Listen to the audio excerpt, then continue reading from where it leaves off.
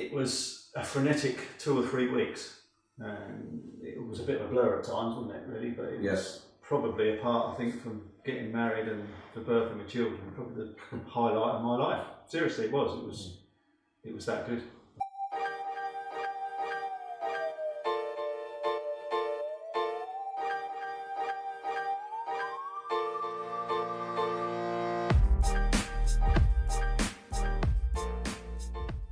Looking back with so much pride, I think, to the more you go on in life and think back about certain things you've achieved, that's right up there for me. And the pride and the realisation of what you achieved in that few months and the season before, it's never going to happen again. It's a one-off, and it just to think you were standing out in a Premier League stadium before the game singing the national anthem still is probably one of the most touching and moving things in my life. So it obviously affected us both. It was surreal.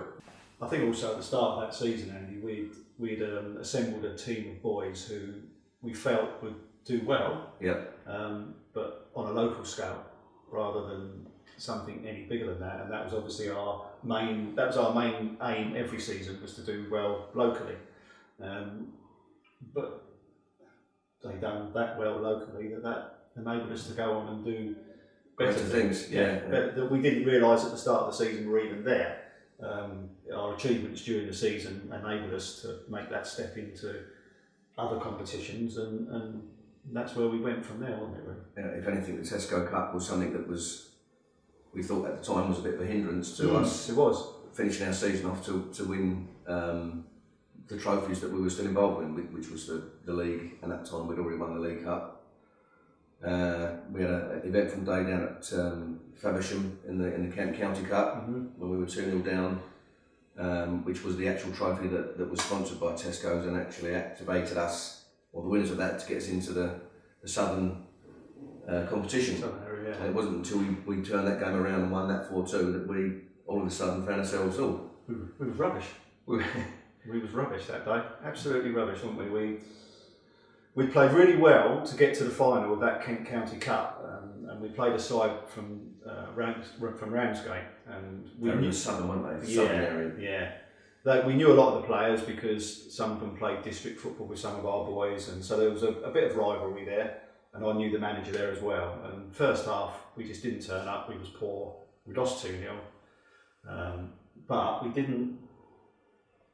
People that were on the outside looking at the game probably thought, what the hell did they do at half time? They must have thrown some teacups and whatever around, but we didn't, did we? It was completely the opposite. Yeah, it was more of a team talk that was about don't throw away all your hard work. It was a quite constructive 10 minutes I think we had with them. But whatever we did, it did the trick, because we went out there and within 5 minutes we made a couple of subs. Yeah, 2 substitutions, 2 tactical master strokes. And then within 5 minutes we pulled a goal back and the whole game was turned upside on its head, and we went on to win it 4-2. Yeah. And then the journey started in the Tesco Cup. Then we sat down and said, okay, what is this Tesco Cup then? Yeah. What does that involve? We were still going really well in the league, which was our main priority every year. Winning cups was nice, but we always wanted to win the league, because that was we felt that was the most consistent team over the whole year wins the league, which is what we wanted to do.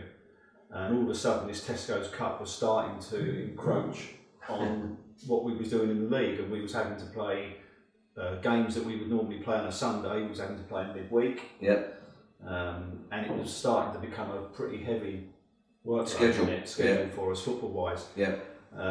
Which obviously all the boys were at school, they were still doing homework and things like that, and we was playing games in South East London on a Wednesday night just to get the games back in, because we was up and away and doing these other things in the Tesco Cups at the weekends when we would normally be playing league games. So yeah, it did encroach on everybody. It did, and I think one thing a lot of people don't realise is that we had to draw, to maintain our level of the standard of what we were playing, we had to draw on outside of the kind of the local area a little bit more than we would have liked. So we did attract, through Lee's scouting abilities. Say coaching. We we got a few boys to come in from far afield, because obviously the local lads that were playing at a certain stand were going to the bigger local clubs, the Ebbsfleets, the Maidstone Uniteds, the Dartfords, Tunbridge Angels, and little Staplehurst Monarchs were still a little bit off the radar to a lot of people. It was a very small fish in a big pond. We were. We really were. So going to South East London on a Tuesday night was quite a big task for a lot of parents to get their kids there. But fortunately, all the parents bought into the master plan, which was a great thing, and I like to think that we returned the compliment. It was a bit of a culture shock as well, I think, for some of our lads who had only sort of played fairly locally. But all of a sudden we were playing in the league, which was a bit more expansive, and we was playing in places like South East London and things like that. And for little lads from a little village in Kent, playing in the south east of London was a little bit of a culture shock for them and for us. But they dealt with it really well, didn't they? And I think through winning games, it just built confidence with everybody, the players, us, the parents. The more the parents saw what was going on and we was being successful, the more they were starting to join in with it as well. And it was a group effort, wasn't it? I don't think we can get away from that. Although we was the managers, there was a lot more going on behind the scenes, and we wouldn't have done it or been able to achieve it without support of the parents. And I think that's important, and I think that goes for any football team really. I was talking this morning about exactly the same thing, that any football team is only as good as the people that volunteer. And if you haven't got good volunteers and supportive parents, then you're never really going to achieve a lot. And fortunately, we had all of that. Yeah, and we laid the foundations the season before. I think that was by going into the Kent Youth League, but playing under 12s in that year up, which we did. People had to buy into what we were doing, and that was a 2-year plan. First year wasn't going to be very productive. In fact, it came as a real shock when we started going out and getting heavily beaten. I remember that first game against Ashford, because you weren't able to make that one. No. The fixture was Ashford away, first league game. Second fixture was Ashford away in the cup the week after. And the fact we lost the second game 5-1 after being beaten 8-0 the week before, we gauged that as progress. We made progress. Progress. So it was a real culture shock, but my point is, by getting the buy-in from the parents at that first year at that level, knowing that we weren't going to necessarily win loads of games, in fact we only won one, did put us in good stead for the season that was going to follow. We had some pretty dark days that season, to be fair. I mean, we'd had 3 or 4 years of real success. We used to win cups, leagues, tournaments, wasn't there? Tournaments, summer tournaments. We used to enter it, and every time we turned up, everyone would almost sort of resign themselves to coming second, which was really good for us. But we felt after 3 or 4 years of that the players and myself and Andy, we needed a challenge, and we felt that it's nice winning something every year, but not winning something every time. You don't necessarily learn from that. You learn how to win, but you don't learn how to lose. That year that we decided to go and play the boys up a year, and it wasn't just up a year, it was up in a level as well. We'd gone from a fairly localised league into a Kent league where you was playing against bigger, more established clubs. So we was really fighting against the elements, and we had some dark days, very dark. I mean, I can remember playing games here where we would be 7-8-0 down just after half time. We'd only have 10 players because boys just wouldn't want to turn up because we was getting beaten every week, and we was having to draw boys in that are played in the morning for some teams and playing them again in the afternoons, and it was pretty bad. It was hard, bad. And the physicality, I think, of playing up against boys a year older also brought its own set of challenges to the boys. But fair play to them. They worked hard at it, and when we did get our win, it was like winning the cup final. It was a fantastic achievement.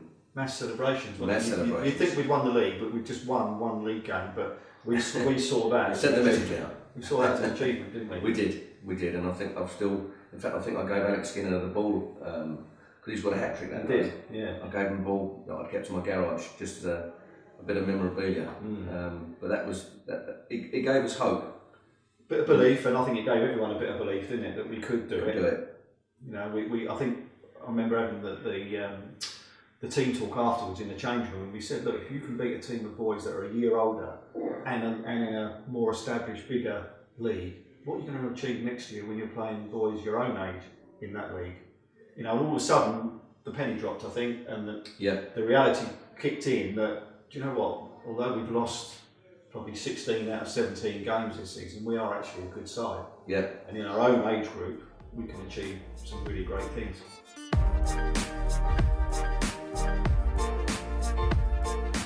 I always remember, Andy, before we started thinking about playing the boys up and going to a different league, the amount of conversations and meetings I had with the chairman of the club at the time, convincing him to allow us to go and play up in this bigger, brighter league, because the club had never had a team represent in that league before. It was a really well-known league within the area, but Staplehurst had always been, for want of a better word, a small time club. It was quite happy rumbling along and providing football for local players.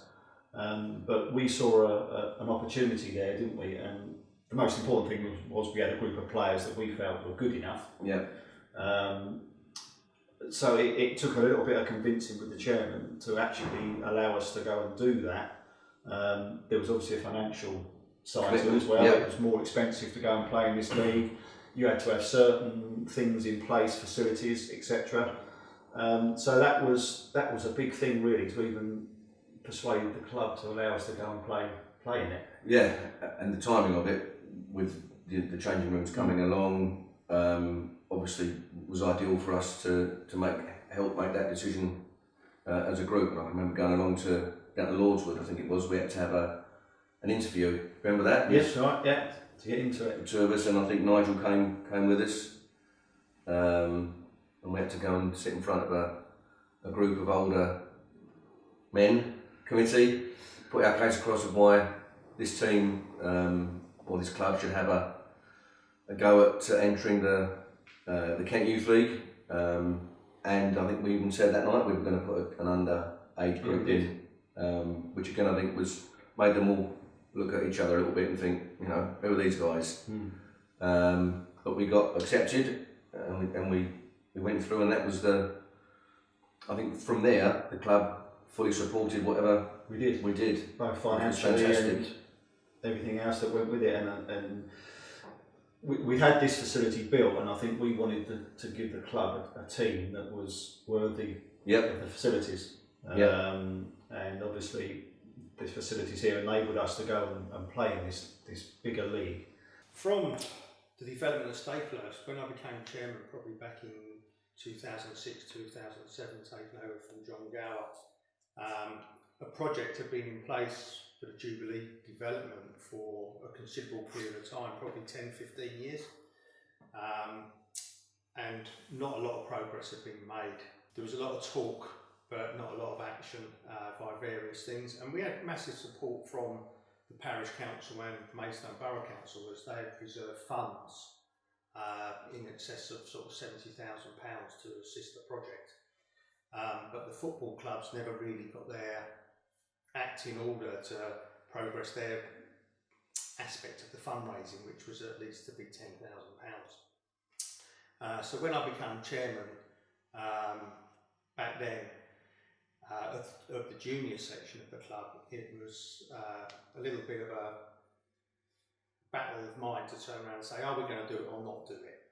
And we made a decision to do it. We held joint fundraising events, quiz nights, race nights, etc., to raise the money.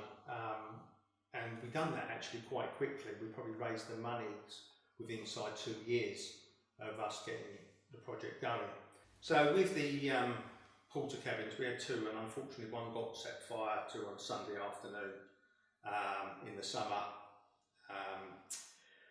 And the other porter cabin actually got taken to by Jim Owens, one of the local builders, who got a site on next door at Magnetic Shields. So Jim actually used the porter cabin, the one left, for a bit of storage.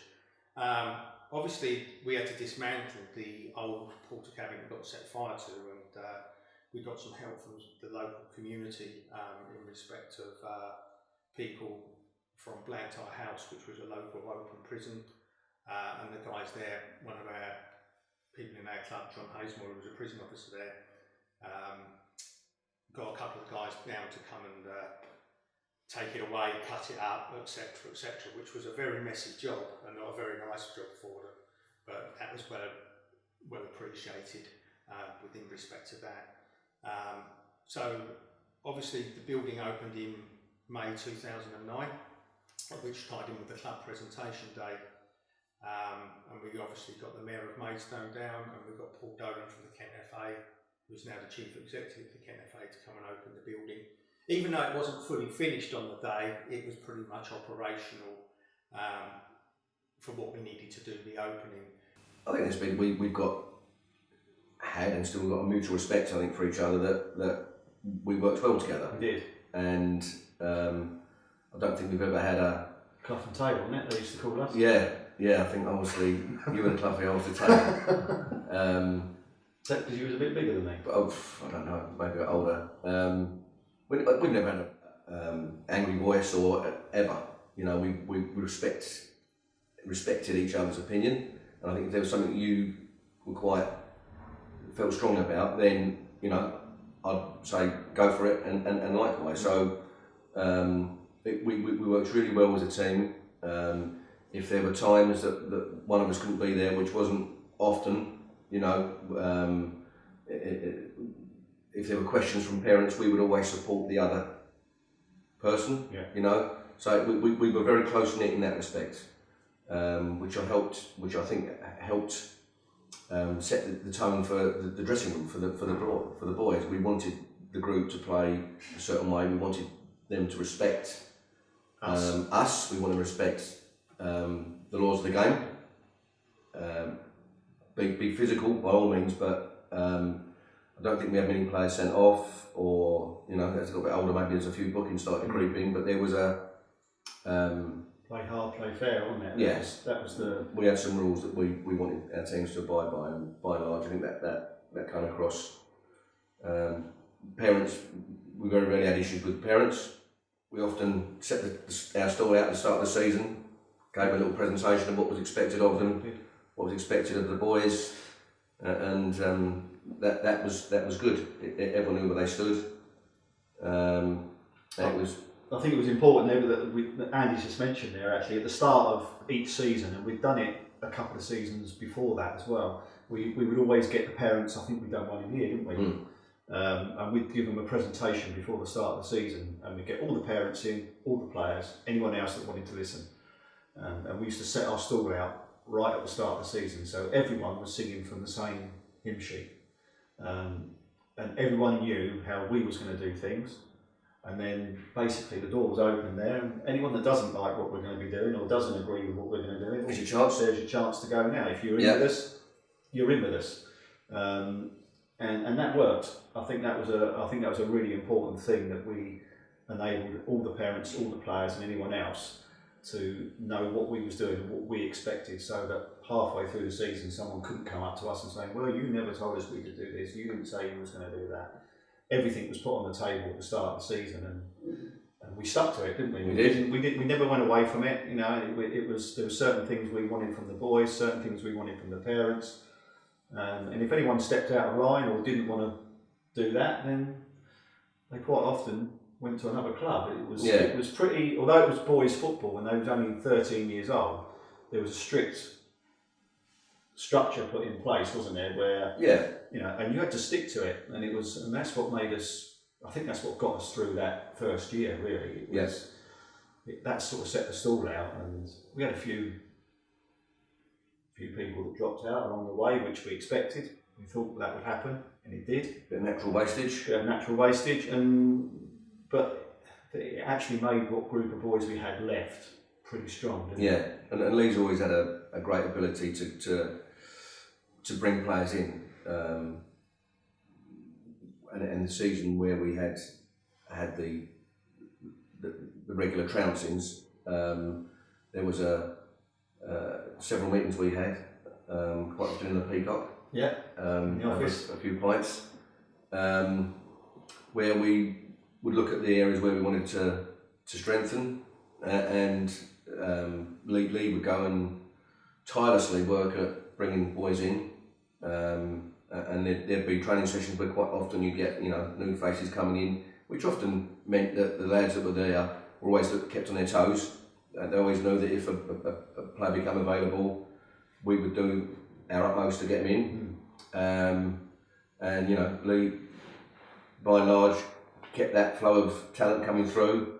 And once they were in the group, we moulded them into how we wanted them to play. Well, we wanted competition between the boys themselves. Yeah. It's all right having competition against other clubs and playing other teams, but we needed that little edge within the group as well, to keep them competitive and hungry. Yeah. I think is the best word to describe it. Yeah. And you could only do that by keeping players on their toes. There was every single player we had from the previous season, come pre-season, the following season, was looking over their shoulder thinking, who's coming in to take my place this season? We wouldn't.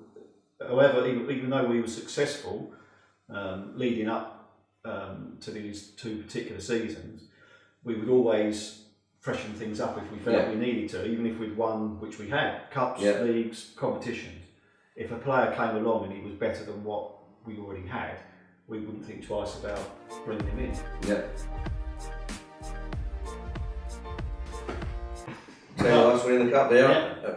We're also joined now by one of our original players, a bit bigger, a bit uglier than what he was when he was younger, but haircut's a bit better now. Yeah, haircut's a bit better. Well, actually, there's only two boys from the under 8s that are in that photograph. There's yourself, Will, and Theo Dino, that became to who had a big part to play in the success, which we'll come to in one of the photographs. There's a photograph there of a boy called Niall McDonald. Niall. There was a vivid memory of being up here training in the summer, and Lee, as usual, had gone out and sourced some new players. Well, this particular lad, he had played against my district side for Sussex, a Brighton side actually, and with my Maidstone district side, I played against this team, and all of a sudden this lad turned up playing for them, and I'll let Andy carry on with what happened there. we had already started some drills out there, and we looked over, and I think the drill stopped, and everyone just looked at this boy. Parent, we thought. Or this couple, a lady and a man, and as he got close, it was not. He was enormous for 13. Yeah, he was enormous, and you could see literally the boys going, "Wow, look at the size of that lad." And then he had such an impact on that season, because when we played other teams, they all had the same effect on them. It was draw dropping. This centre forward was coming out on the pitch at the same time as them, and it's quite a few goals for us. Just a few. I think Andy turned around to me that night and said, "I think this lad's got hairier legs and a bigger beard than me."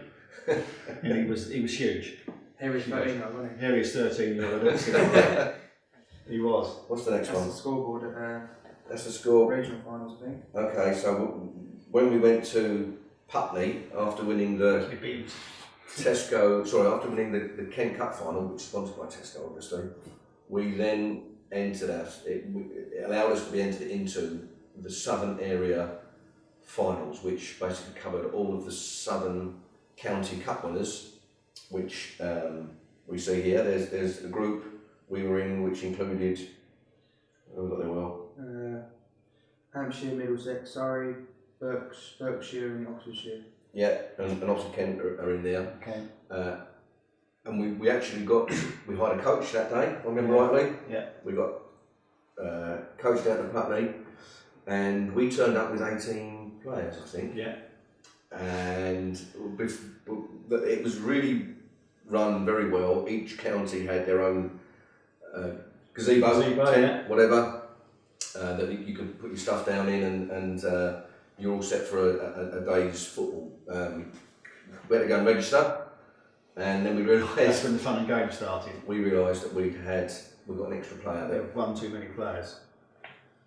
So we had to... we had a choice really.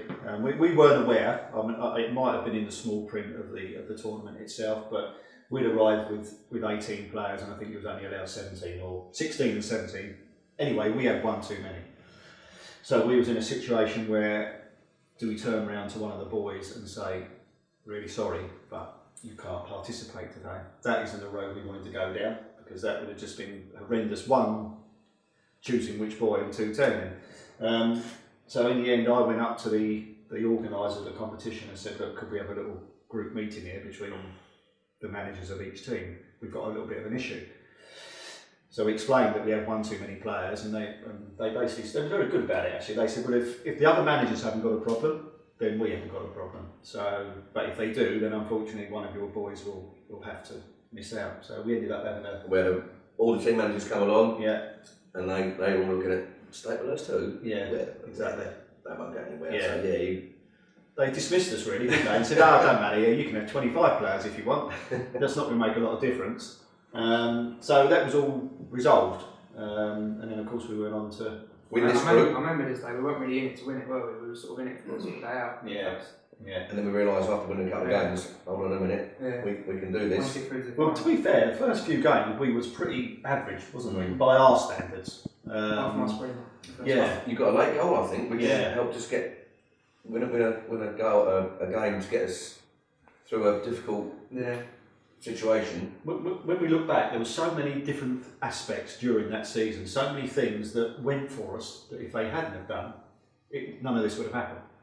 And this was another one. Well, we said in the County Cup final, 2-0 down at half time, dead and buried, but we came back. In the group stages, I think we drew the first game, did we? Or we didn't start particularly very well.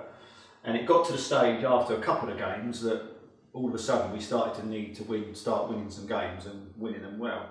And we were struggling in this particular game, wasn't we? And the clock was ticking. I think there was only about a minute left. And this particular fellow here, who's sitting next to us, Will, he picked one out from in the top corner, didn't he, from about 25 yards. Yeah, and it absolutely script. I mean, you could have had two keepers in the goal, and it wouldn't have made any difference. But it all of a sudden, it just seemed to ignite the whole game. You know, it went in, and we won that game. Got 2 points instead of what would have been one, and would have left us in a pretty precarious position in the group. But that then gave us a win. And that all of a sudden elevated us into sort of second place, I think, in the group, with a couple of games left, which meant that our destiny then was in our own hands rather than relying on other teams to win or lose games. And then the next game, I'll let Andy describe it because it was his little baby really. There was a little quirk in the day, and it seemed to, and this enabled us to, we actually carried this on further up the line, but it was just something that happened in the day, and all of a sudden you look back and you think, what swung it that day? And this, I think, was something quite big. A very small thing in the grand scale of things, but it was something quite big. So Andy, you tell them what it was. Well, I hope you're talking about the change of shirts. Yeah. Well, we traditionally had played all season in a light blue kit behind us, and in this particular tournament we had to change our shirts because of a colour clash with another team.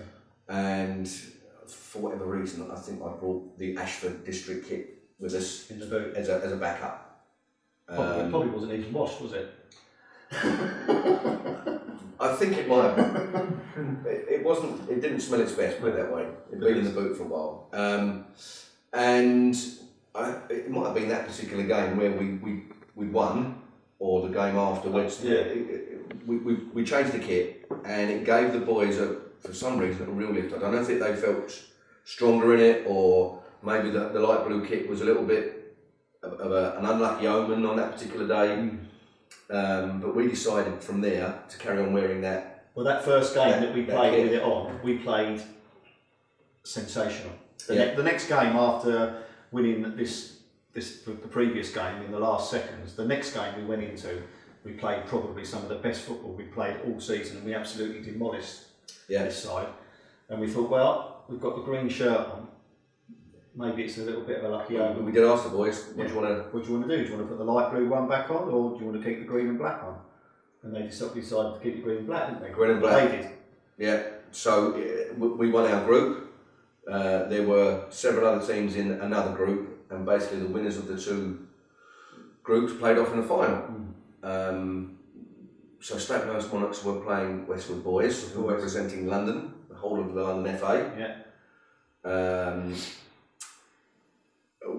And as we spoke about earlier, they were a big set of guys. And I think it was at that point we thought, well, what happens if we win this? Yeah. And it was then at that point you think, oh, and in 3 or 4 weeks' time, there will be representing the southeast of England at Pride Park. Wow, you know, is that possible? So we go into the final, and we win it 1-0 through our friend Alex Sturr. The little fellow we was on about with a header. I'm sure it was a header. Smallest guy on the pitch, and he scored with a header. We had one casualty of another player, Alex Mulrooney Skinner, where we ended up having an ambulance having to turn up to see if he was all right. And then there was another part of this kind of story that kind of brought the group together as well that is worth mentioning. So we win the game 1-0. Disbelief, we've done it. You know, we've come to this tournament with 13, 14 other counties in of southern England involved. We've won it. Who was the Arsenal player that was it? Nigel Winterburn was there giving out the trophies. We've got some lovely pictures of that. There's a picture of Alex against Westwood Boys. Boys against men there, isn't it? Boys against men. In the green and black kit, as we've spoken about.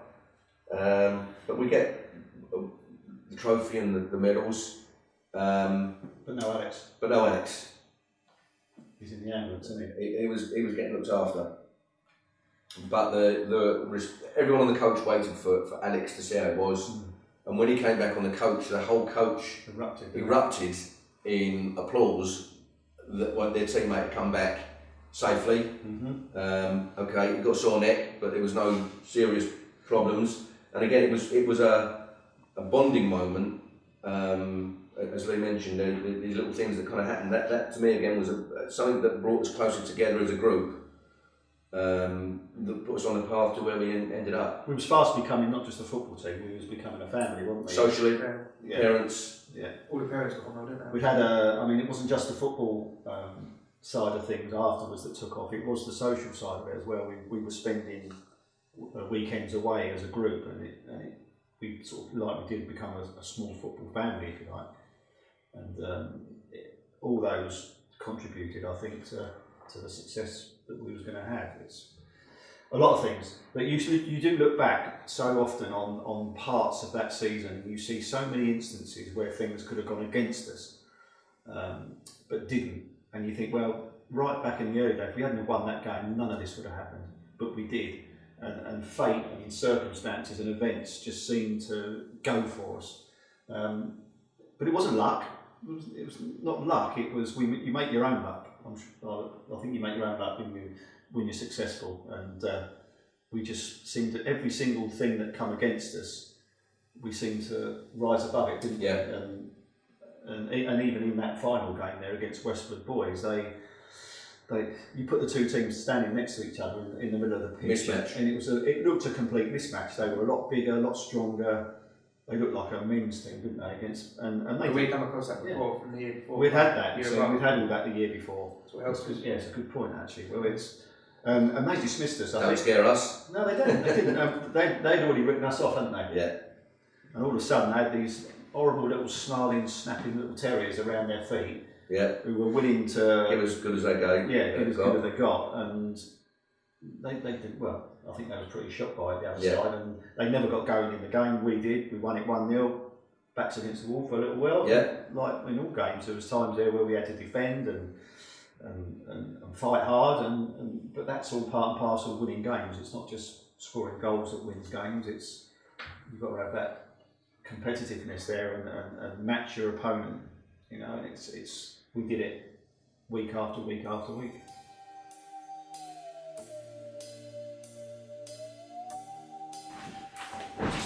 photograph of? We were at Derby, I think. Weren't we? Yeah, at Derby. I think it's after we won it. Pride Park. Yeah. It's, we've just been talking, haven't we, about the one at Putney that we did, and I think it was only really now that the realisation of it all was starting to kick in. Everything before that had been a real roller coaster ride. It had all happened very quickly, and we'd sort of done it without even thinking about it really. But now all of a sudden we found ourselves at a Premier League ground, pitted against the best of all the other counties around England, and it really, and I think then it started to bring its own bit of nerves. I think when it dawned on me is when we was walking from the hotel to the ground, and you can just see the ground in the distance, and you think, wow, like this is like a Premier League ground you're playing at now, going from playing in a park. So we actually went up the night before. We decided to get a coach up there, very hastily put together. Well, I was off work, wasn't I? Yeah. I'd broken my arm, so fortunately I wasn't at work at the time, so I was able to sit at home and sort everything out. We've got a bit of backing from the Kent Youth League and the Kent FA. They donated some money towards it because obviously it was good promotion to have a Kent Youth League team involved in this. And we've got a coach. Stayed up to the Premier Inn Derby. in Derby. We had our presentation night up there. Yeah. And what people probably don't realise that this Tesco Cup was a tournament for under 13 boys and under 15 girls. So at the Premier Inn that night, there was another team staying at the hotel, and it was the under 15 girls from, I'm not sure which team it was, but as you can imagine, we had a group of 13-year-old young boys who were finding their feet in the world and had started to notice the opposite sex. So when you get a group of under 15 young ladies in the same hotel, testosterone levels hit the roof. Lee and I, we wanted to make sure they got a full night's sleep and were not having any other distractions. So that was one of the things that was thrown into the mix, if I remember rightly, at that hotel. We had a meal. We had our presentation, which was quite an emotional evening, if I remember rightly. Yeah, it was. We were on this journey. We'd already won the League Cup, won the Kent Cup, and now we were getting ready to face the challenge of representing Southern England against the Southwest, the Midlands and the North of England at Pride Park, which had a statue of the great Brian Clough outside. And as Lee said, it started to dawn on us that magnitude of the achievement so far, and I'd also say that it was something we wanted to win. Because we was now aware that if we won this, then there was a national, UK one to go to. So it sort of started to dawn on us now that what we was achieving could go even further, and that brought the competitive juices flowing, didn't it? And, it did. And I remember leaving the Premier Inn that morning to go and play, and we walked, didn't we? Because it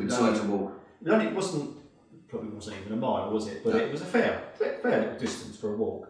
But all of us, myself and Andy, the players, the parents, we all walked en masse.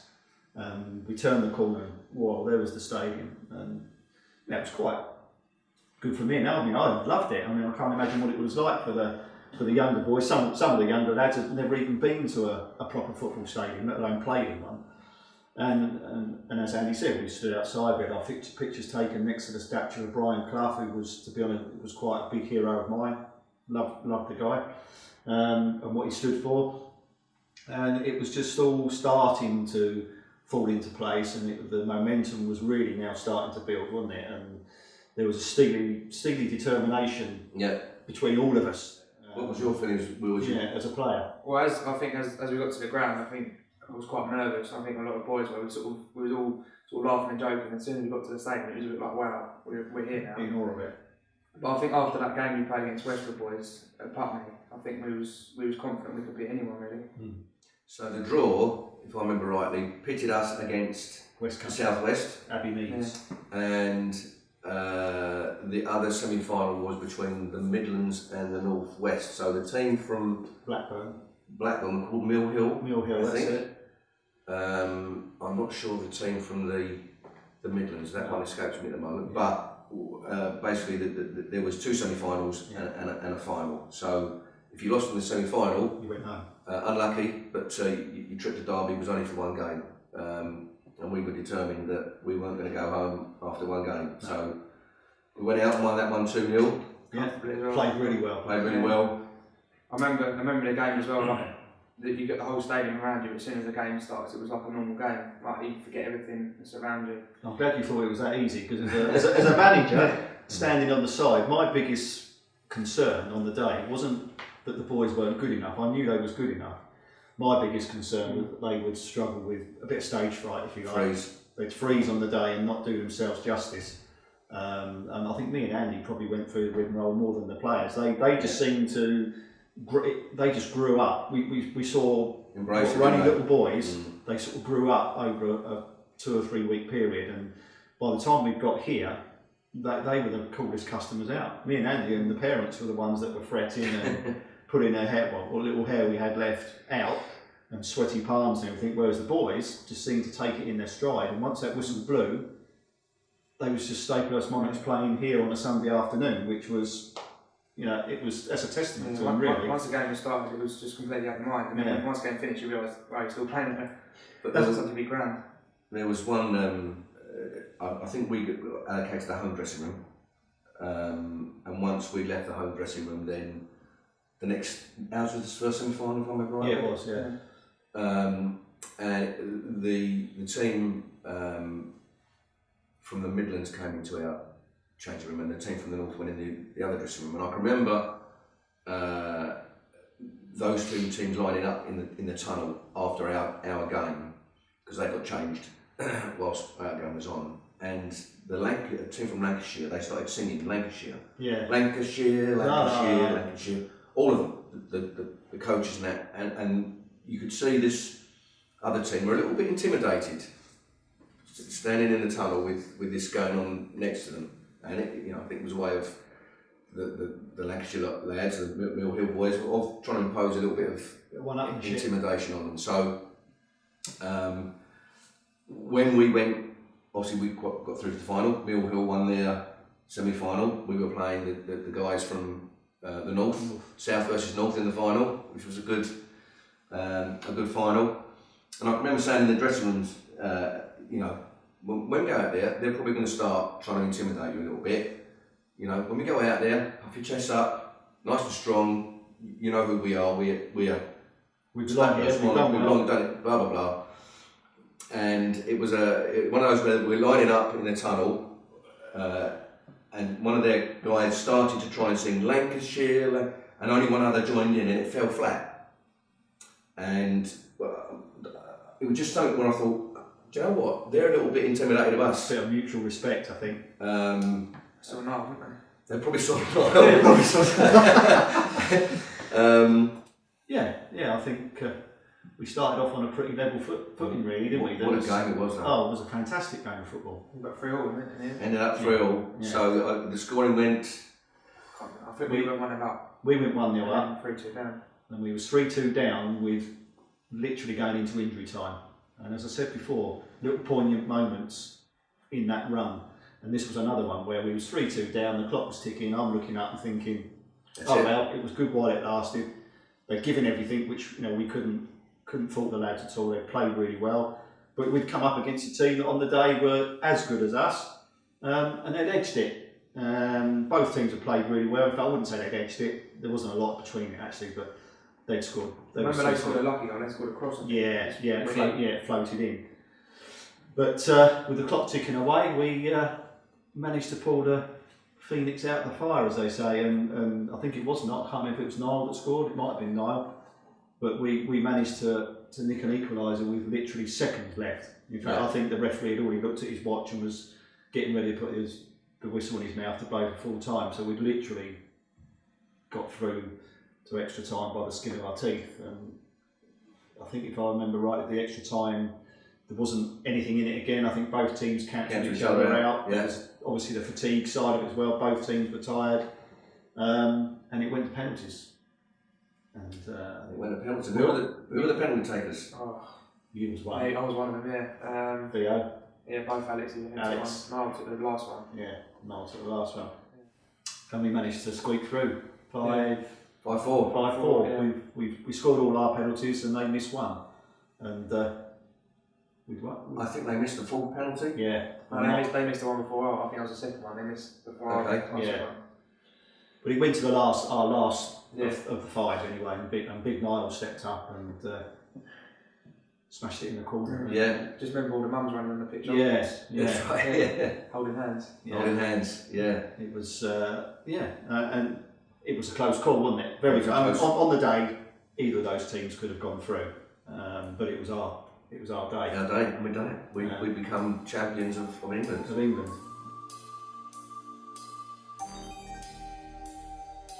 I think we was mentioning earlier on Andy about poignant moments leading it up to what we was going to achieve. After the euphoria of winning that competition and now going on to represent England in a UK tournament, when we got home, because I was off work, broken my arm, on the Monday I was busily trying to arrange accommodation for the following tournament, which I can't remember if it was a week or 2 weeks afterwards. Was it I a think week? it was a week. Yeah. So we'd won this tournament on this weekend, and the UK final was going to be the following weekend. So I was at home busily trying to rearrange or arrange the coach and the hotel, and I got a phone call on my mobile, and it was the organisers of the Tesco's Cup, and I thought, well, they're just ringing me to find out, making sure we've got arrangements done and everything. And I had a young lady on the end of the phone, and she said, got a little bit of a sting in the tail. And I said, what was that? And she said, we've had a complaint, a formal complaint from the team that you beat in the final on Sunday. I said, oh, okay, what's that? And basically what had been happening, and whilst we'd been having this run of success and when we'd won our local competition, the team and obviously with that the players were starting now to get a little bit of recognition, and were starting to attract the attentions of pro clubs and alike. And 2 of our boys, Alex Mulrooney Skinner and Ollie Alexander, they had been in doing a little bit of training with some pro clubs. Ollie had been in with Gillingham and Alex had been in with Fulham. And somewhere along the line, I think the manager of the opposition that we'd beaten in the final on the Sunday had obviously done a little bit of delving and gone on Google and punched these 2 boys' names in, and all of a sudden it's come up and there was information on the internet that indicated that these 2 boys were not Staplehurst Monarchs players, they were Gillingham and Fulham players. And that wasn't the case at all, was it, Andy? They had been in and they'd been doing some training, and they were going to start a trial after our season had finished. But for some reason, this guy from the other side had sort of taken it upon himself to sort of grab this by the horns and try and use it as a tool to get us disqualified so that his team would go through. So I then I spoke to the lady, I explained to her, no, this isn't the case, and these boys aren't with these clubs.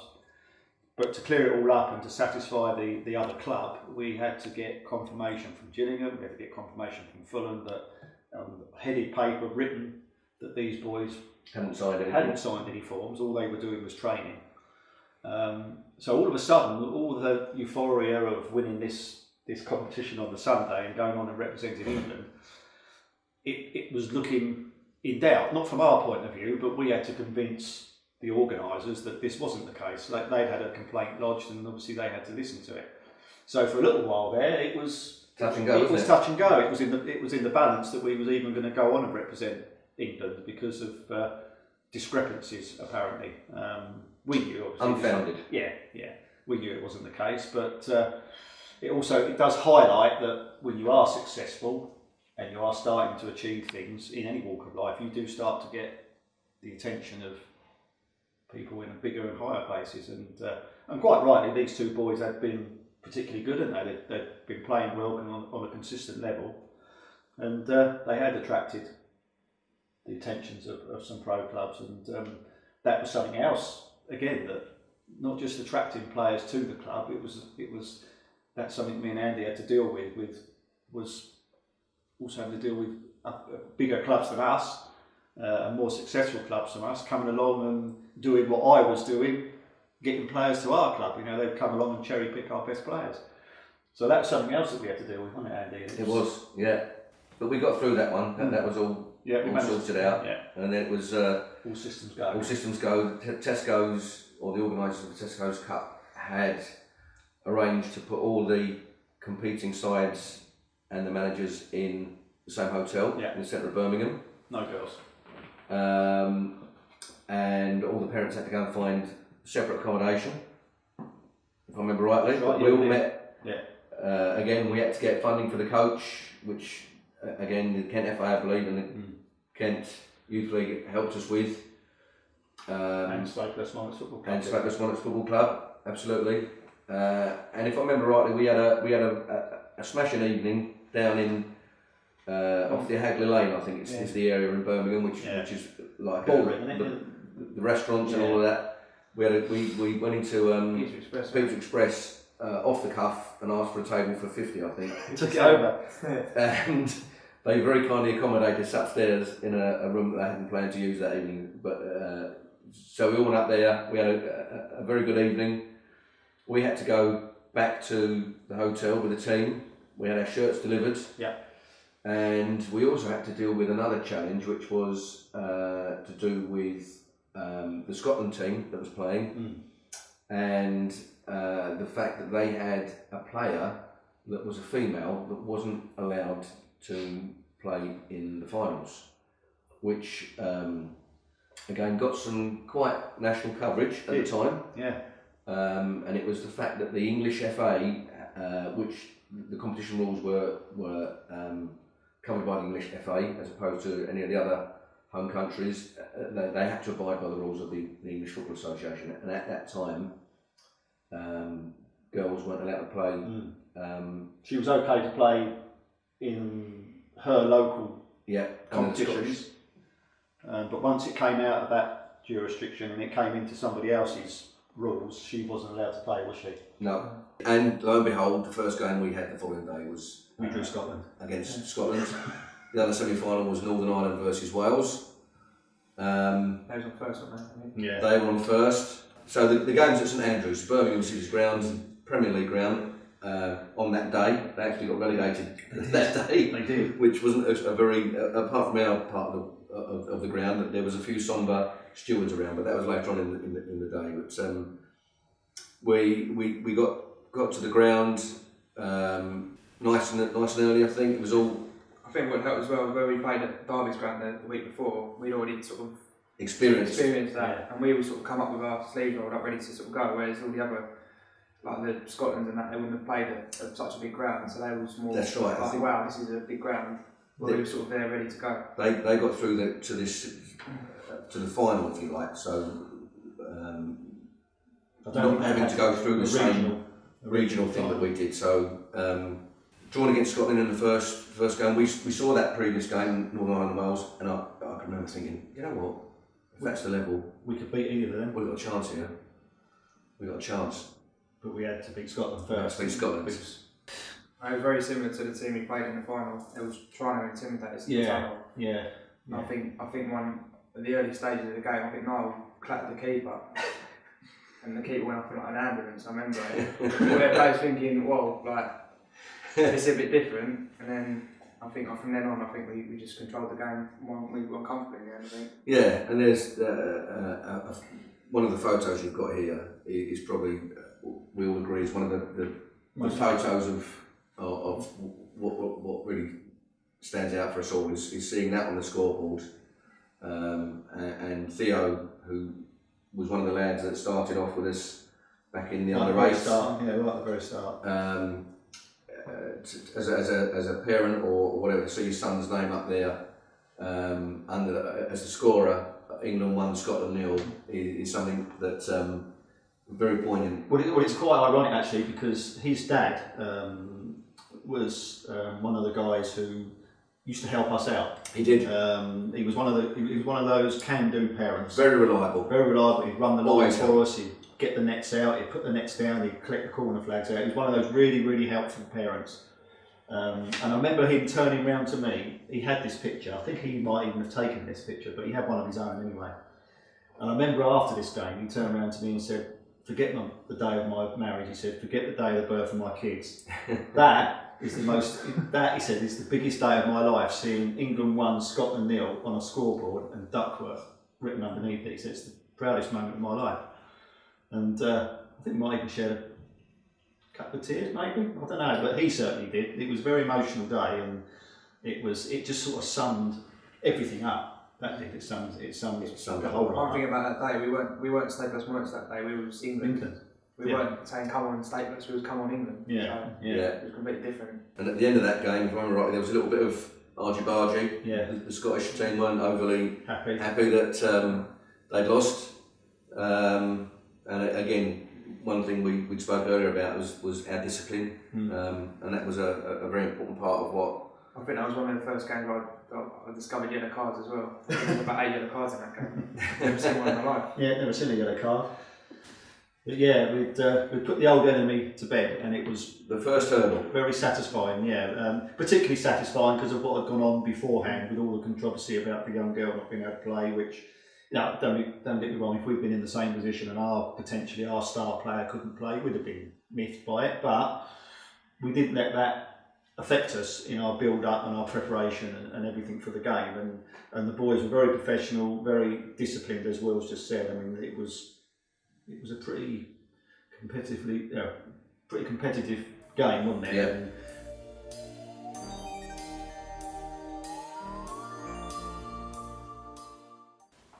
I know from my personal point of view, coming out of there, or when the team went out, I felt we had done all we could. Yeah. It was I was very pleased with the message we got across. I was very pleased with how the boys were taking it on board. I think there was a realisation of the enormity of the achievement and what was possible to within their grasp. To win this game of football would make Staplehurst Monarchs, who were representing England, become champions of the UK out of a competition that had 3,600 teams enter it, something along those lines. And it was I think where before you might have been a little bit daunted about saying certain things in the changing room, or it came naturally. I'm sure it did for you, Lee. We were at our moment of destiny. yeah, we were. I can't help thinking, going back to when it was half time in the Kent County Cup final against Ramsgate, and how we approached that, I think was really important, and I think we carried that on, because you can get caught up in the passion and everything of a game of football. Anyone that's involved in football knows what it's like when you're actually involved.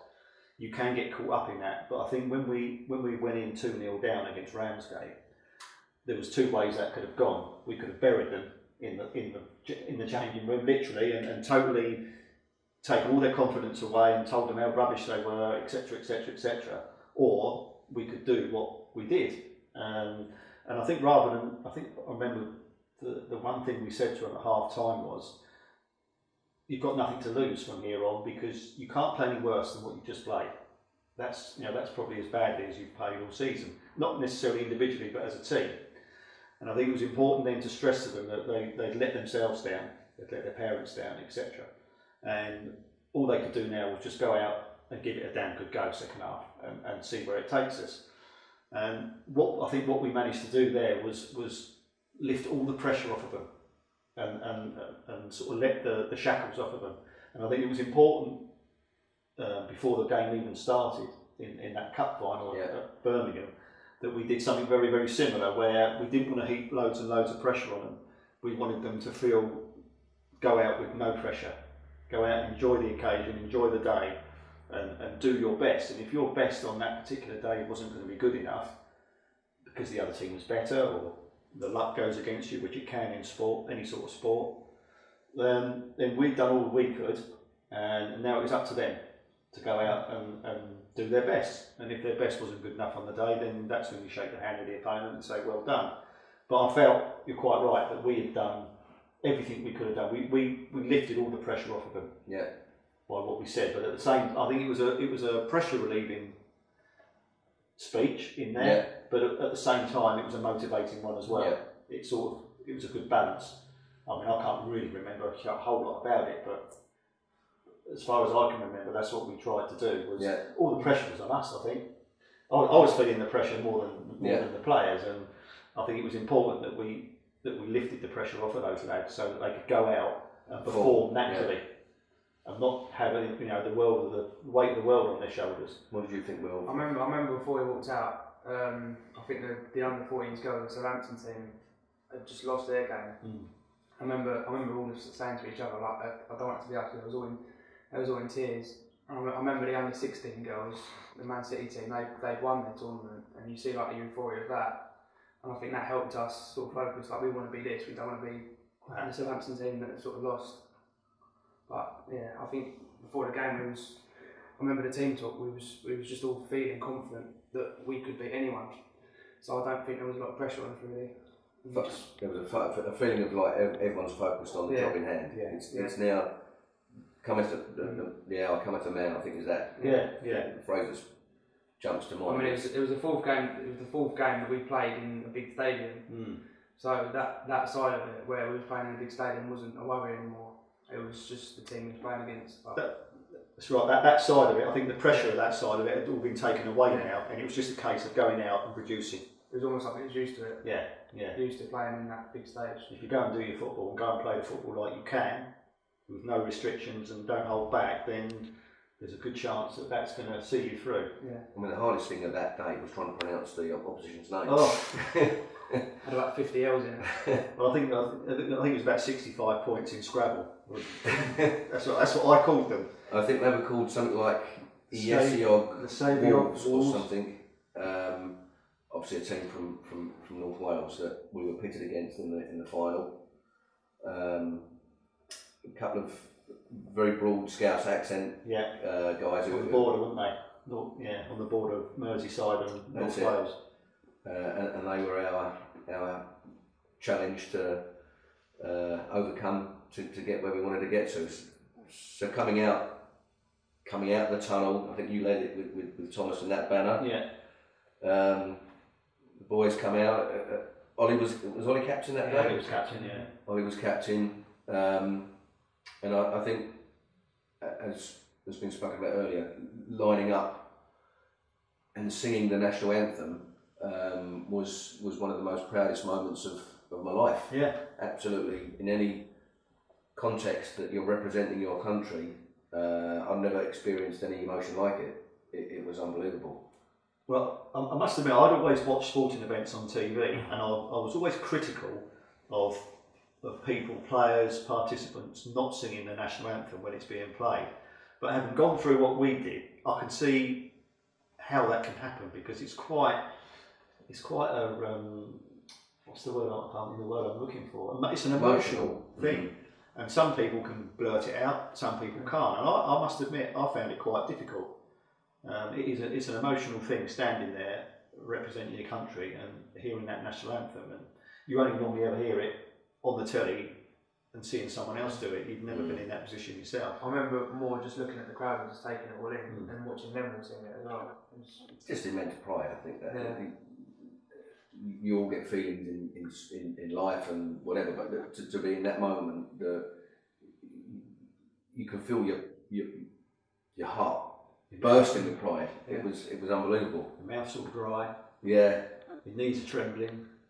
And then the whistle blows. We found out very early on that the Scottish team that we played against were very much going for Welsh team. As expected. Yeah.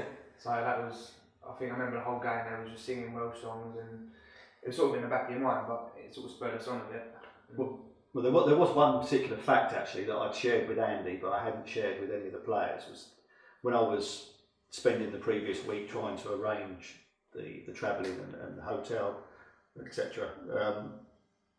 I'd actually done a little bit of research on our opponents, which I always done anyway, whether it be a local side or anything. And they'd gone 2 years unbeaten this side. They hadn't lost a league game, cup game or anything for 2 years. But that's something I shared with Andy, but I don't think we shared it with the players, did we? We No. didn't let on that this team was every bit as good as us, maybe even better, because we didn't want to get that in their heads that they was up against. We didn't want them intimidated by the opposition. Basically, we wanted them to go out, play their own game. Straight from the off, we imposed ourselves on them. We was outstanding. They were Went 1-0 up early on. Yeah, 1-0 up early on.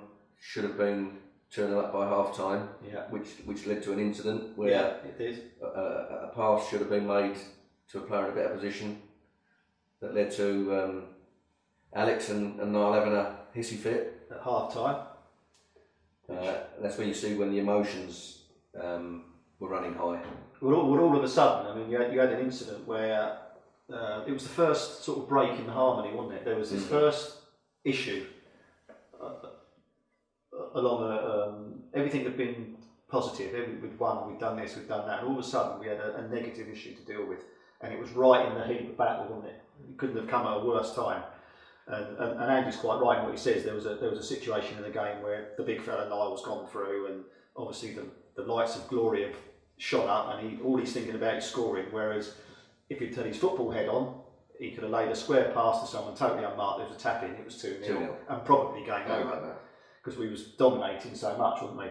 But he didn't. He chose to shoot. The goalkeeper saved it, and little Alex, who was a fiery little fella, he gave Niall his two piece worth at half time, and all of a sudden we had a big strapping boy who had a bit of a growth of beard and was taller than both me and Andy. 13 as well. 13. All of a sudden, this lad turned into a 13-year-old boy, and he had a proper hissy fit, didn't he? Threw all the dummies out of the pram, stormed off, said, "That's it, I'm not playing." So all of a sudden we've got an issue, haven't we? And we had to obviously keep harmony amongst the boys that were there, but also try and sort out this boy that was very fast going out of control, wasn't he? Yeah. He was emotionally gone. Yeah. His head had gone and he wasn't right. And we had to take him to one side, didn't we, and try and calm him down. And eventually we got him to come back. I can't remember exactly what we said to him. We obviously built him up to tell him how good he was and how important he was to the team, and how he was letting his teammates down by acting in this particular manner, and what had happened beforehand would be all forgotten about if we went on and won. And that's I think how we. It happens in football. Yeah. It's not personal. Yeah, it was nothing to do with them two not liking each other. I think No. it was just the height of the ball, the emotions. Exactly. At the time. So we managed to get him back in line, didn't we? We did. I wouldn't say everything was perfect as they went back out for the second half, but they did. It was as good. It was as good as it was going to be. So we must have done something right, because we went back out there and we continued to dominate. Yeah. In the second half, and the clock was ticking. Yeah. And we had more chances. Yeah. There was one in particular time, the lad Alex that we was just on about. He's gone through. He's rounded the keeper. All he's got to do is roll it in the net, and for some inexplicable reason, he's missed the target and he's put it wide. And I've looked at Andy and he's looked at me, and we thought, well, if that goes in, there was 5 minutes left. Yeah. So if he rolls that in, that's the game over. We looked at each other as if to think, I wonder if this is going to come back and haunt us here. This is going to come back and bite us on the backside big time. And that's one of my most memorable moments is the last minute of that game, because I remember looking up at this big screen, seeing England 1 Wales 0 30 minutes, and I'm saying, because the game was 15 minutes each way. So I was saying to the ref, like, any danger of you blowing the whistle? And I remember once the ball come to me, I remember just kicking it as hard as I can out into the stand, into Rose Ed. He's still not blowing his whistle, and then the next thing you know, he's probably going to blow his whistle. Throw-ins come in, it's just gone over everyone, come to their back post, and he did it in, and we all just stood there and thought. And I think it was a bit where we was all sort of seeing this big screen saying 30 minutes, and we sort of thought, oh, we've done. Switched off for just a little bit of experience, but unfortunately, it happened to be 1-1. Not had a sniff, had they? To be fair, that was their first shot. That's their first shot on goal, and we've dominated the game, and we've been caught right at the very last minute. And it's at that sort of time you think to yourself, do you know what? Perhaps our luck's run out this time. We've rode our luck on certain occasions, but perhaps when we didn't deserve it, our luck's going to run out here, and we weren't too sure. It was a big process to pick them up. When the final whistle went, we had to really literally pick them off the floor, because in their minds they'd won it, and it had been snatched away from them, and it was, well, for all of us, we felt we'd done enough to win the game. But I think we used the example of what had happened in the previous final against the team from the north, where they thought they'd won it, and we snatched it. So the game wasn't over. We still had extra time, and if needs be penalties, which we know we can get through that. We'd have backed ourselves penalties, wouldn't we? Yeah. So it was about brushing them down, getting them back out there. I remember that the belief was still there. I think it was just the fact we was that close to doing it, and we've got another half hour penalties to do it. But we had a good keeper. We had a good shot-stopping goalkeeper. Yeah. And we had boys that we knew could take penalties. So extra time wasn't fruitful enough with a goal. No. So it led to the penalty shootout again. Same as last time. Same 5 players. Same order. Same order. Yeah. Both scored out. Same places as well. How they. I think so. Yeah. I remember saying to all of them at the start, just put them in the same places, and know where you're going to put it before you step up. And I think the opposition missed the second penalty as they did previously. Yeah. And it was just a question of keeping our nerve. And Big Niall, who again was the one who was in tears at half time, and now the chance to become the hero, which he did, planted it in the bottom corner, which led to some fantastic scenes for the boys. You have a special memory of going over to the Scotland fans that have been on your case for doing a Posden in front of them. Doing a Posden, so the whole team turned their back on them. And I kissed him. Not on the lips, but I did kiss him. We had a cuddle. And it was again a surreal time when you had people coming on with microphones being stuck in front of you, and wanting to be interviewed. Suddenly you're thrust into a different heat of the moment interview, and gobbledygook comes out, and you don't say the thing you want to say. And it was surreal, wasn't it? It was a little bit of disbelief, really. If we really done this, and you get who was the player this time? Martin Keown. Yeah. Martin Keown was the most handsome man in football. He was giving the trophies out, and when we lifted that cup, it dawned on you realisation suddenly hit us, didn't it? Really, and it was we've done it. Which is an emotional whirlwind. It really was. It was just, as many people say about other things, words just don't sum it up, do they? How you're feeling inside, your emotions just run away with you, and it was just a culmination of loads and loads of minutes of hard work and football, and all came out in one final moment.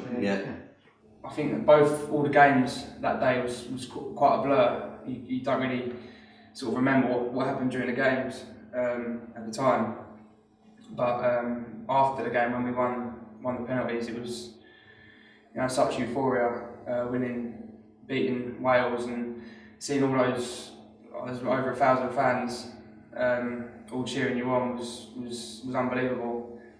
And it's probably something that you're never going to get again, so you had to cherish the moment.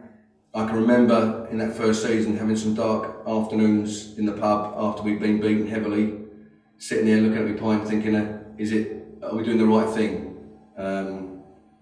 Not knowing in a million years that the following season we would go on this journey to end up being crowned the UK champions, having made so many friends along the way. So how did we top off what we achieved as under 13s? Well, we had another season after that when the side didn't quite reach the heights of the previous year, which was to be expected. We lost players to professional clubs, which was obviously a good recognition of what we'd achieved. And moved on to Maidstone United after that for a couple of seasons.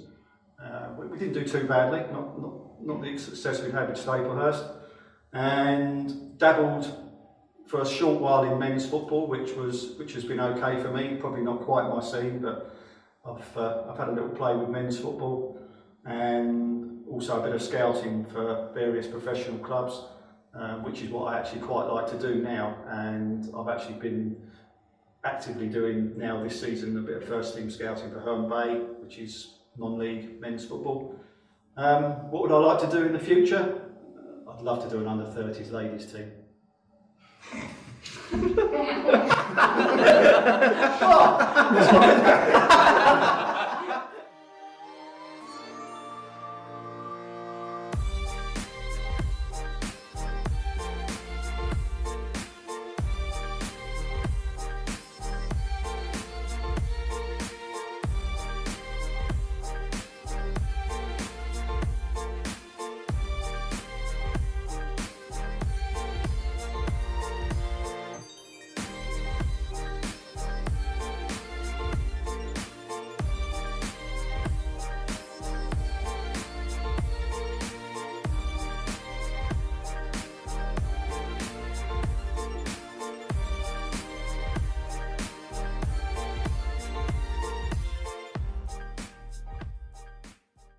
Yeah, I started when I was 8. Well, I was 7 actually playing under 8s. It wasn't. My dad wasn't involved at first. It was just Lee doing it himself, and my dad sort of eventually become part of the team. It was just them two, and from then on, I think we won. We played up a year that first year and won the league. I think it was like the Division 2 of the Maidstone League. It wasn't a big league, but we were playing up here, so it was quite a good achievement. And then from then on, going into under 9s, they both won the league. We won the league, that year, and went on to win it, the Maidstone League for the next 3 years, I think. Obviously until we got into the Kent League. So all the years that I've been playing for Staplehurst, we've always sort of won a league or a cup under them two. I think it was only the year we played up here in the Kent League that we didn't win the league or a cup. But yeah, I think the main reason for that, I think, is because they make it enjoyable and they make it fun, but they make it serious at the same time. I think that's one of the main reasons they've been so successful. They sort of get the blend right between making it fun. They're not too serious about it, but at the same time, all they want to do is win. And I think they've worked well together over the years. I think where Lee's had quite a good scouting network, he sort of brought some good players in, necessarily not from Staplehurst, but from like from more of a broader area. And my dad's sort of worked well with Lee in making a good sort of team spirit. Over the years, I think every team we sort of had every year, we've had a good team spirit. It might be different players, but we've always had a good team spirit together. Yeah, so the year we won the tournament, I suppose the start of the year we weren't setting out to win a UK tournament. We were sort of setting out to win the league, maybe win the cup as well. I think we had 2 cups on offer at the start of the year. And we was over the moon to win the treble at first. We won both the cups, the Kent Cups, and won the league, which was what we sort of set out for. And we didn't really know then that we was going to enter this sort of whirlwind tournament that we was going to go into. And it started off obviously at that regional finals at Putney. And I think if I remember rightly, we didn't go into it wanting to win that. I think it was more of a celebration from winning the Kent Cup, just going into a regional final and sort of having a day out and sort of testing ourselves against the winners of the other tournaments. And I think through that day we won 1 game and we drew 1, and I think we lost 1 game in our group, but we managed to eventually get to the final. And I think then when we thought, you know, we could win this, and we played obviously the Westwood boys in the final, who were a sort of a rough London team, and come out on top 1-0. And we didn't really know then what we was going through to, but I think it was at the end we found out we was going to play at Derby's ground in the national final. And I think that was in about a month's time. And so obviously we travelled up there, and not knowing what was coming up next, we sort of didn't look further than that. But I think once we got there, we got to this stage. We don't want to we're not coming for a day out now. We want to sort of get as far as we can. And after winning the final at Derby to become the English champions. I suppose a bit of a national pride come into play when we went to went to Birmingham ground to play in the international final against Scotland, Wales and Ireland. So there was a bit of national pride come into play there. We weren't really Staplehurst that day. We was England, and I remember just feeling proud to sort of play for your country. I know it wasn't playing for your country for the first team, but it was still playing for your country, and just felt really proud. I think all the parents of all the players were just over the moon, and especially one of my favourite photos is seeing England beat Scotland on the board when we beat Scotland 1-0. Just seeing England 1, Scotland 0 is one of my favourite photos of all time. But it's sort of, I think that all the games that day was quite a blur. You don't really sort of remember what happened during the games at the time. But after the game, when we won the penalties, it was such euphoria, beating Wales and seeing all those over 1,000 fans all cheering you on was unbelievable, and it's probably something that you're never going to get again. So you had to cherish the moment. Well, my football experience really wasn't I can't say I was an ex-player trying to live out my footballing dreams through these kids, really, because I was never really a player. But I got involved in managing in kids football through default, really. My wife was looking after my son on a Saturday and he wanted to play football. I was currently working in those days, and she didn't really know what she was doing. She was a complete novice and needed some help, and I begrudgingly offered to help, and as we all know now, offering to help turned into actually running the side.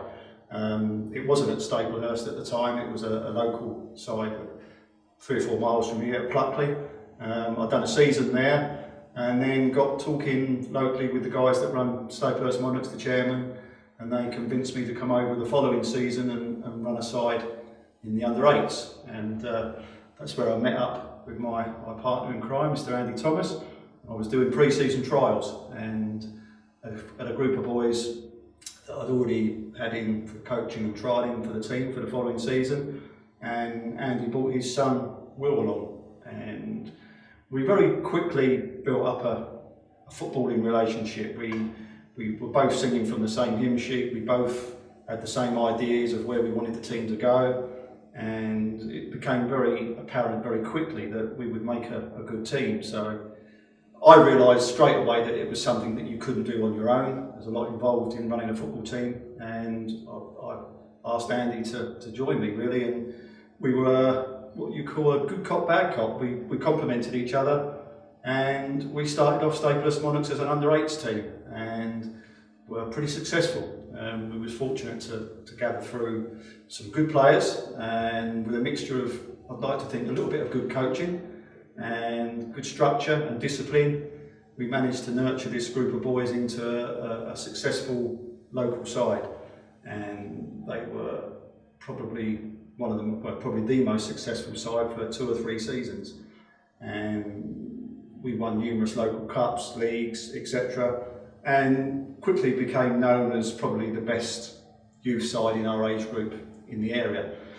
After 3 or 4 years of good success, we decided that these boys needed a challenge, and as both myself and Andy felt, we needed a challenge. And these boys had learned how to win, but they hadn't learned how to lose, because they didn't lose very often. So we felt we needed to challenge these lads, and that's when we made the decision to go and not only go up and play in a better standard of football, but we decided to go and play a year above what the boys were. So we went into an under-13s league with a group of under-12 players. It all looked pretty simple. It was in theory, it was a good idea. However, in practice, it was a very, very difficult season. We had numerous problems throughout the season with lack of players, boys being injured due to playing up and playing against more bigger physical players, and most weeks we were beaten quite heavily. So that was where myself and Andy's management skills came into place, where we had to build the boys up, keep their confidence up, and get them prepared for the following week, even if they'd been beaten 8-0 the previous week. We had to keep their spirits up and their confidence, and just sell the idea that what we was really planning for was for the season after, and this was hoping this would be a good grounding for the following season. A few of the boys were playing district football for us, representative football through their schools, and very quickly we saw the results of what the boys were learning on a Sunday was coming out through their football in their own age group, back playing for their schools. So we knew that the seeds were being planted there for what we hoped would be a much more successful season the following year, and that is how it panned. The following season we went and played in our own age group, and we won our league, we won our cup, we won our county cup, and then obviously, as we've been talking about before, we went on and won a regional final, a national final, and eventually a UK final. So how did we top off what we achieved as under 13s? Well, we had another season after that when the side didn't quite reach the heights of the previous year, which was to be expected. We lost players to professional clubs, which was obviously a good recognition of what we'd achieved. And moved on to Maidstone United after that for a couple of seasons. We didn't do too badly, not the success we'd had with Staplehurst, and dabbled for a short while in men's football, which has been okay for me. Probably not quite my scene, but I've had a little play with men's football, and also a bit of scouting for various professional clubs, which is what I actually quite like to do now. And I've actually been actively doing now this season a bit of first team scouting for Herne Bay, which is non-league men's football. What would I like to do in the future? I'd love to do an under 30s ladies team.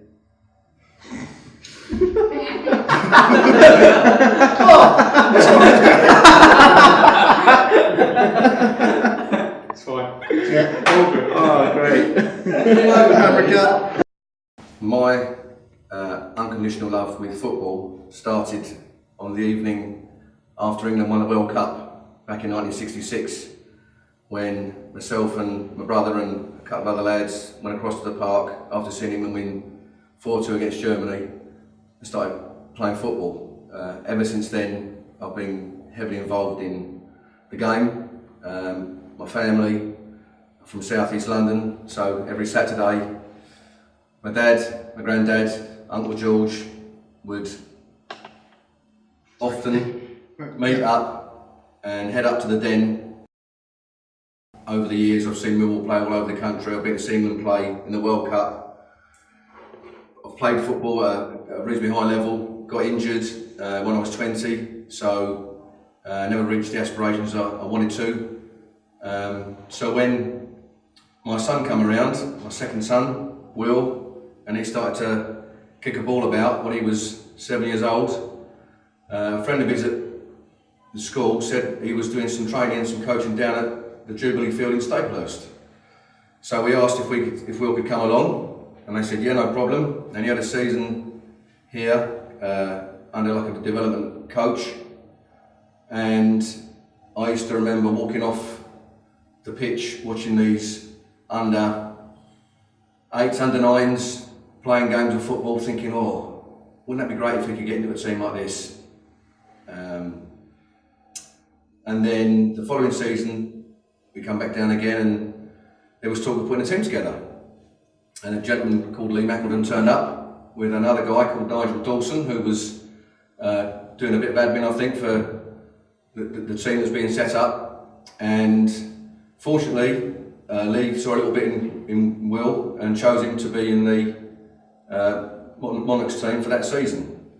It soon became apparent that I had a little bit of experience in the game and had a bit to offer, and Lee and I soon gelled very quickly and became a partnership, which was to lead to many great experiences, certainly things that I hold dear to my heart and my family's heart, particularly seeing Will develop through the years with Staplehurst. We've spoken about all the the wonderful things we've done and achieved at local level. Getting involved with the Kent League after the club had this fire and new changing rooms built, which allowed us to get in the Kent Youth League, was a big step for us. I can remember in that first season having some dark afternoons in the pub after we'd been beaten heavily, sitting there looking at my pint thinking, are we doing the right thing? Not knowing in a million years that the following season we would go on this journey to end up being crowned the UK champions, having made so many friends along the way. It's just been a fantastic experience. So it's been a wonderful time.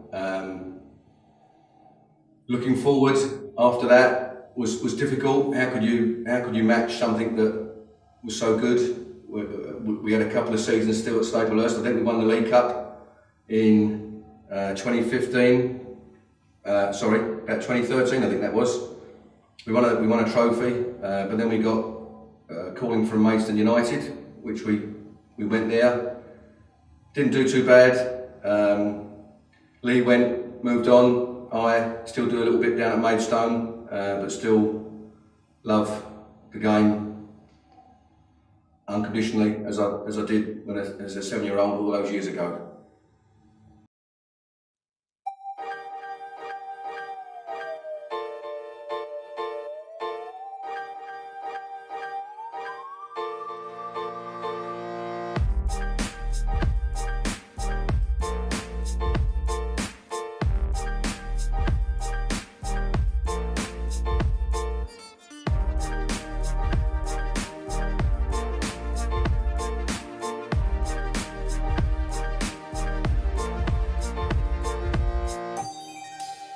It was a roller coaster of emotions and everything, and I think we learned a few things in the process.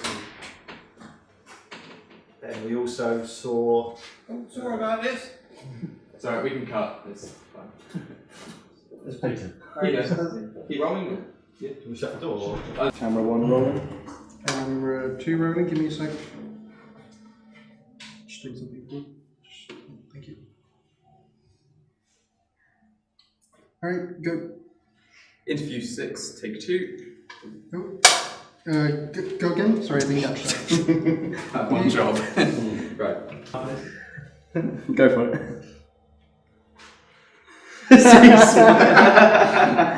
Can't do it with a straight face. Ready?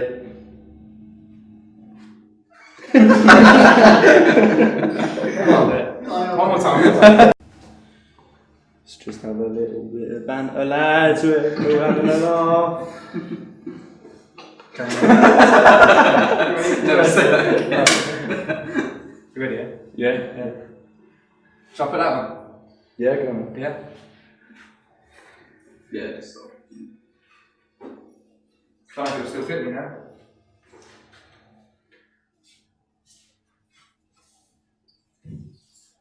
Should do the turnaround thing that they do in the Premier League. Yeah, I'll do that.